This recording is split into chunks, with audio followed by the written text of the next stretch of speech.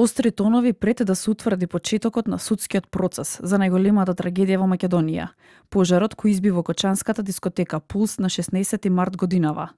Во трагедијата 62 лица го изгубија животот, меѓу кои млади, членови на музичката група ДНК, а над 200 лица беа повредени.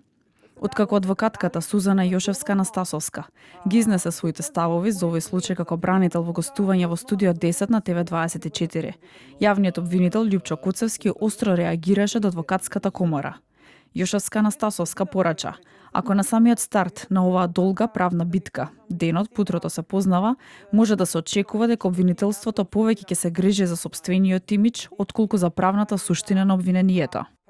Писмото на јавното обвинителство до адвокатската комора го чувствувам како притисок и директен напад врз мојата слобода на говор и професионална независност. Би сакала да го видам јавното обвинителство со иста таква енергичност да реагира кога е отворено нападнато од извршната власт, бидејќи тоа е прашање на институционален интегритет, а не на лична суета.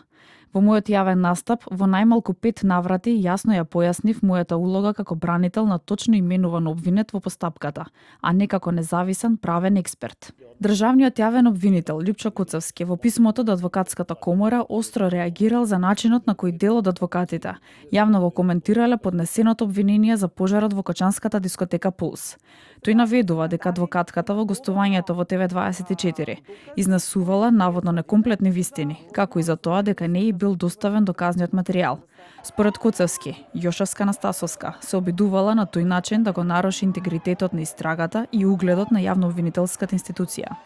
Ова е спротивно на член 13 од Кодексот за професионална етика на адвокатите, согласно кој во извршувањето на својата професија адвокатот е должен да го чува угледот на судот, институциите пред кои се јавува.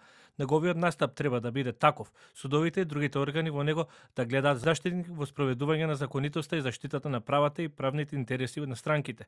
Во тој контекст, особено би сакале да го посочиме учеството на адвокатката Сузана Јошевска-Атанасовска во емисијата Студио 10 на телевизија 24 на 8.10.2025 година, како пример за неетички јавен настап, спротивен на принципите на Кодексот за професионална етика на адвокатите.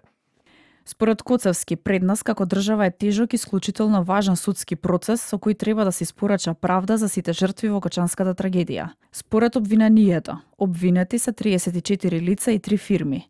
На сите обвинети ќе им се суди за делото предизвикување тешки дела против општата сигурност.